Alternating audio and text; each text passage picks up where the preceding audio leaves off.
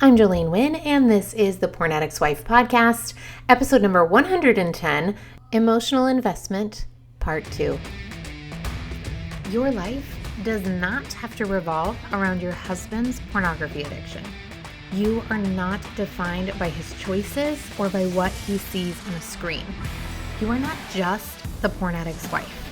You are so much more. In this podcast, I'm going to teach you how to go from handling it to healed, because I've been where you are and you don't have to stay there. My name is Jolene Wynn. I'm a member of the LDS faith, a certified life coach, and a wife of a former porn addict. And this is a podcast for the porn addict's wife. Hello, my ladies. How are you guys doing today? I hope you guys had a great weekend. Yesterday was Father's Day. That was amazing. Did you guys have a great Father's Day? We had a great Father's Day. My husband got to take a nap. My daughter made him breakfast in bed. They all worked together. She was actually really sad because he was up before she was, and so that was a little bit emotional for her. She started to cry because she really wanted to give him breakfast in bed. So he got all ready for church, and then he sat back in his bed so that she could deliver him breakfast in bed. It was so cute. She's been doing breakfast in bed. My oldest is 10, and she has initiated breakfast in bed for Mother's Day she was probably 4 when this started. And I think Rob gave her the idea. And then I think she switched. I'm not even sure how long she's doing for Father's Day, but probably almost as long. And it's so cute. So we have graduated from like a protein bar or toast or bread to she made him scrambled eggs, and it was so adorable. And then also, if you guys follow me on Instagram at Jolene Wynn Coaching, you guys saw that Rob had a birthday this weekend. You guys, he turned 35, and he was not happy about it. He wasn't grumpy to be around on his birthday, but he was grumpy about how old he was turning. He's like, I'm halfway to 70 and halfway to 40. So it was a difficult day, just with basically him realizing where he is in life and what he wants to do with his life and how much he still has to get done and things he wants to do that he hasn't done yet. And I don't know if any of you guys, I haven't had a birthday like that yet. Have you guys had a birthday like that yet where you're kind of not happy about whatever age you're turning on that day? Yeah, I haven't had that yet, but he has. 30 was really hard for him, and 35 was also not his favorite. So that happened this weekend, but he was still super pleasant to be around. So that was good. Ladies, I have a couple of announcements. Let's do them first. Okay, so last week we talked about emotional investment. This is part 2 of 2 podcast episodes that I was doing together. So last week, if you haven't listened to that one, go listen to that one first before you dive into today. It'll make a lot more sense. Okay, that's just the little caveat. Today we're going to be talking about emotional investment in relationships in particular. Okay, so just real quick, if you can just press pause, go listen to last week's, and then come back to this one, okay? The second thing that I wanted to remind y'all is to get on my email list. So just go to jolenewynn.com. There's a little box that'll pop up where you can put in your email address. Not only will that give you a free 3-day training that I did that will give you access to that so you can see what it's like to coach with me and get tons of great material. That is also how you will be the first to know when it is time for y'all to sign up to go to Nashville. Okay, for my newbies out here, in October, I am hosting a Go Forward. So instead of a retreat, I'm hosting a Go Forward. There are 15 spots, and we are staying at this amazing Airbnb in Nashville. And it is going to be from a Thursday to a Sunday, and it is just going to be 3 days of amazing in-person coaching and individual attention.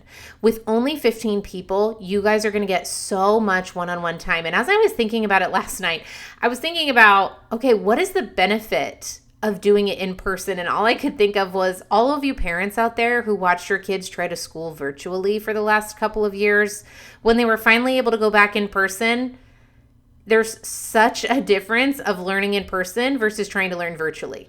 Right? So the podcast is awesome, but it's virtual. I'm not here with you listening to your exact questions, listening to the thoughts that you personally have. And I can do that way more inside my coaching program. So if you want more, come join us. And I can do it so much better then. But even then, how much more amazing is the coaching and the interaction going to be in person? I'm so excited about it. This is where you're really going to get a chance to have this small, intimate group. And that's another thing too that I'm so excited about is we create an incredible community inside my coaching program. So if you're looking for that, come join us, because that was not something I found.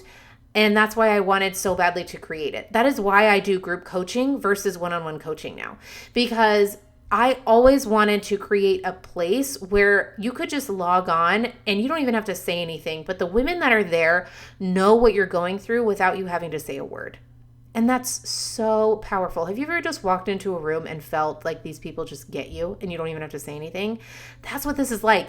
And it's so amazing when we get on these coaching calls, someone will bring something up and all I see in the chat is, oh my gosh, me too. I feel this exact same way. I've been through this before. And it's so powerful for your brain to start realizing that you're not by yourself. And I'm so excited to create a space where we can foster that in person. You guys, it is going to be amazing. So again, go to my website, jolenewind.com, sign up for my emails, and you will start to get emails because the spots have already opened up for my clients, and it will open up to y'all in July. Okay, if they're not already filled, there will be more spots available. The remaining spots will be open in July for y'all. So if you guys know you want to come to Nashville, then you need to get on my email list so that you guys are the first to know when that opens. Okay. And then the other thing I wanted to let y'all know is a couple of weeks ago, I did a trust workshop. It was called How to Trust After Betrayal, and it was amazing. And I knew that this was going to be something that everybody wanted access to. And so I took all of that content and material and I created it into a mini course that you can now purchase through my website for $9.99. $9.99, less than $10. Okay. So all of that course, all that material, if you missed it, totally fine. Don't worry about it. You can have full access to it. You can just go to my website, jolenewind.com, go to the Work With Me page. It will lead you to that platform where you can sign up for that course. You get access to all of it 100%, and it's just $9.99. So if you missed that How to Trust workshop, and if trust is something that you're struggling with your spouse, if you want to trust him and you don't know how, go take that course, because we go over so much in that. You can watch me coach everybody live as they bring up their own questions and objections and the thoughts that they have, and you'll be able to see what it's like. And if stuff comes up for you while you are watching that course, then I want to encourage you to come sign up for coaching so that you can get your own personal thoughts and roadblocks addressed. Okay? All right, ladies, let's talk today about emotional investment in relationships. So last week I talked about really what emotional investment is and the two different types that we have. One thing that I did want to mention that got brought up in a coaching call with one of my clients is that if you guys start, I talked about impulsive emotional investment versus intentional emotional investment. Again, if this isn't making sense to you, go back and listen to last week's, okay? But I wanted to clarify today that even if you start something, whether it's an activity or a relationship, with impulsive emotional investment, it is absolutely possible to switch halfway through. So let's say you get to the burnout phase of impulsive emotional investment and you're like, oh my gosh, I don't think I can do this anymore. I'm so exhausted. I'm out of energy. I don't have anything left to put into this. Do you guys feel that way ever? Especially in a relationship? It's completely possible for you at that point to then intentionally decide that you're all in no matter what. And that is what shifts you from impulsive emotional investment into intentional emotional investment. Okay? So don't get all frustrated and flustered if you look back at some of the decisions that you made and you're like, oh my gosh, that one was totally impulsive. This one was intentional. That one was impulsive. Now I feel like all my decisions have been made impulsively, right? Totally fine. You can still switch it. Okay? So don't stress out about it. Okay? Now, here's what's fascinating about relationships. When we talk about being emotionally invested in a relationship, what I hear a lot is that we don't want to invest in something if it won't work out.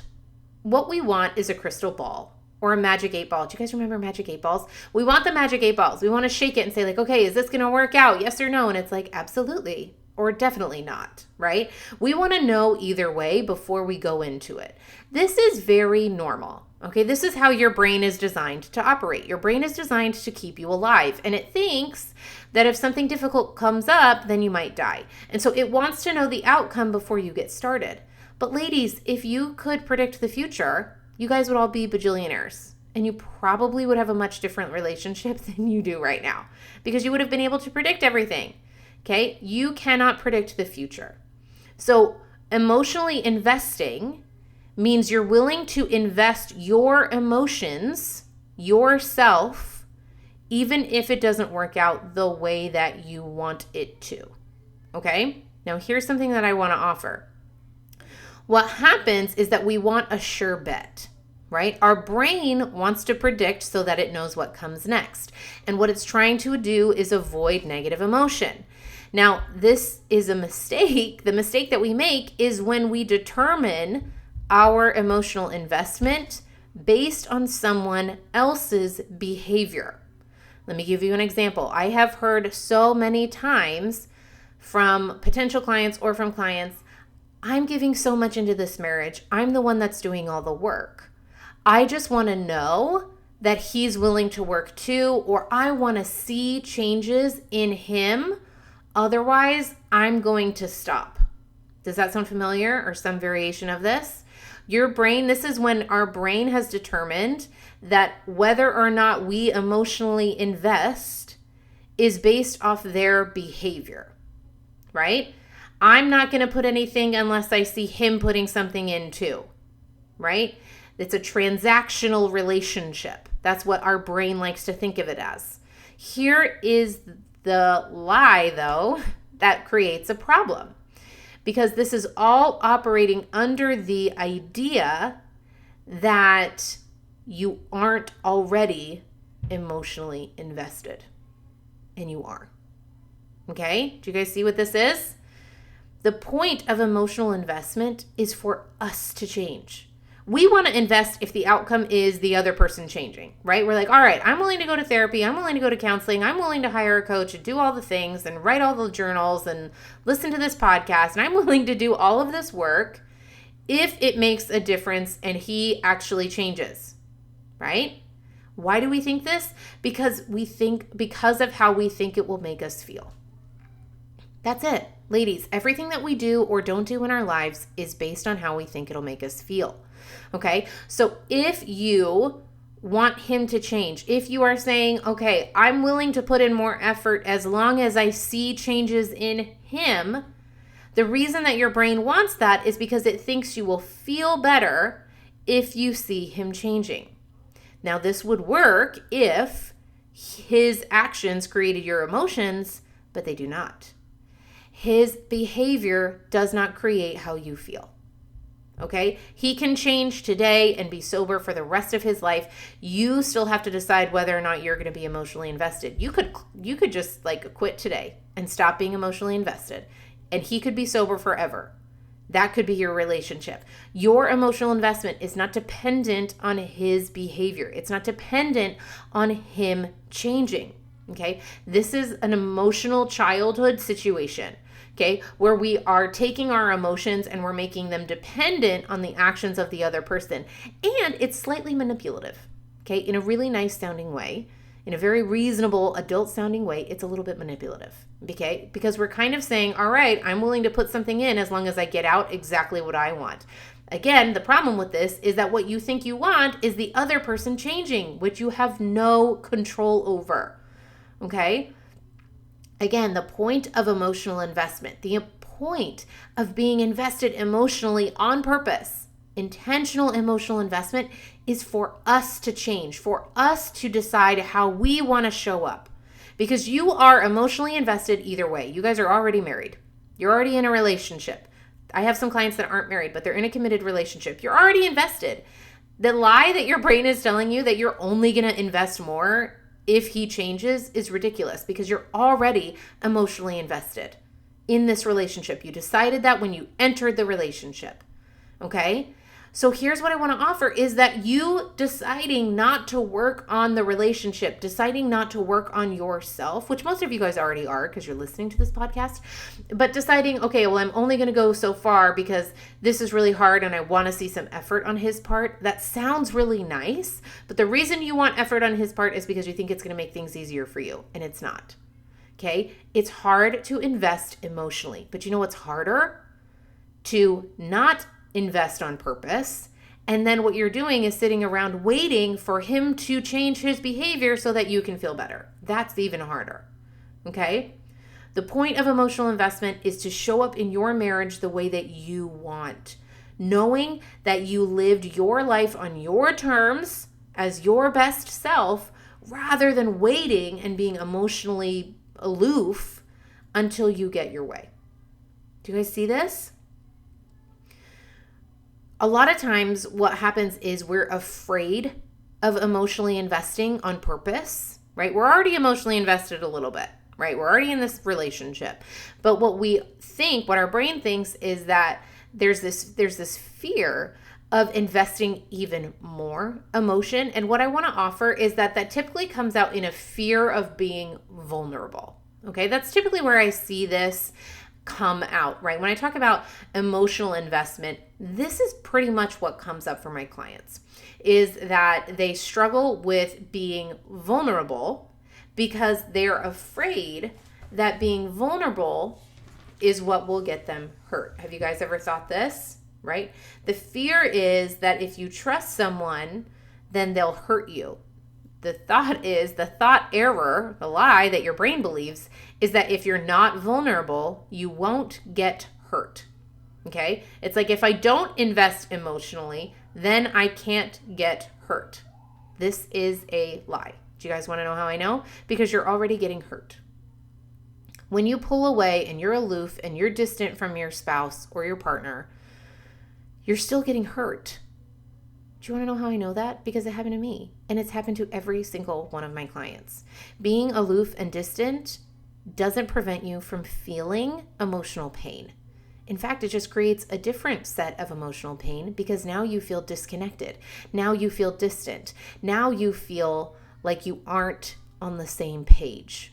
You're not sharing. You're not connected. You're not having conversations that you actually want to have because you're too scared of getting hurt. You're just hurting yourself in advance.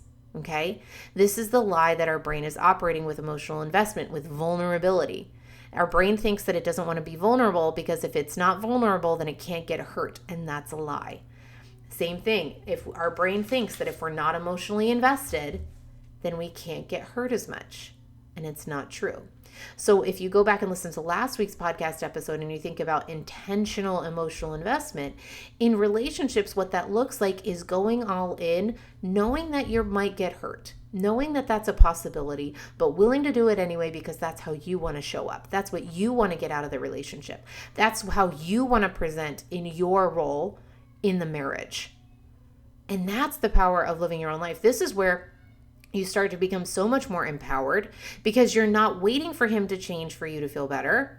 You are actually taking a stand. You are actually acting in a way that is in alignment with what you desire rather than living out of fear. Okay? I have a question for you all that I really want you guys to consider, so you can pause after this and write it down.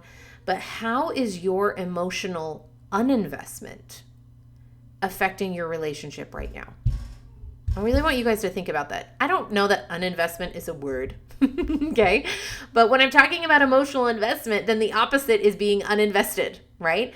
And if you guys are struggling with this right now, because it's very tempting to do, like I said, our brains are designed to avoid pain. And if your brain thinks that emotional investment is going to cause pain, then you're not going to emotionally invest. You're going to avoid conversation. You're not going to want to share things with him. You're not going to want to open up and be vulnerable. That's being emotionally uninvested. How is that affecting your relationship right now? What does that look like in your sex life? What does that look like in your communication? What does that look like in your text messages, in your emails, in your thoughts about him, in your thoughts about yourself, in your thoughts about your future? How is your emotional uninvestment affecting your marriage right now? I really want you guys to think about those and think about How would it be different if you decided to be all in no matter what? How would it be different? What would your relationship look like if you decided to emotionally invest on purpose? Now, as I was preparing this, there were a couple of objections that I have heard before from clients or just popular beliefs, and I wanted to address them because I know that this is something that is going to come up in your brains, okay? So here's one of them. That we have this popular belief or this saying, right? Well, marriage is 50-50, right? It takes two in order for a marriage to work or for something to change in a relationship. No, it doesn't. It only takes one. Do you guys want to know how I know this? Because an argument takes two people. If one person starts arguing and the other one doesn't, then it's just one person talking loudly. That's it. If one person changes, it affects the other person. The energy with which you come into a conversation, the attitude with which you come into a conversation can completely change the direction of the conversation.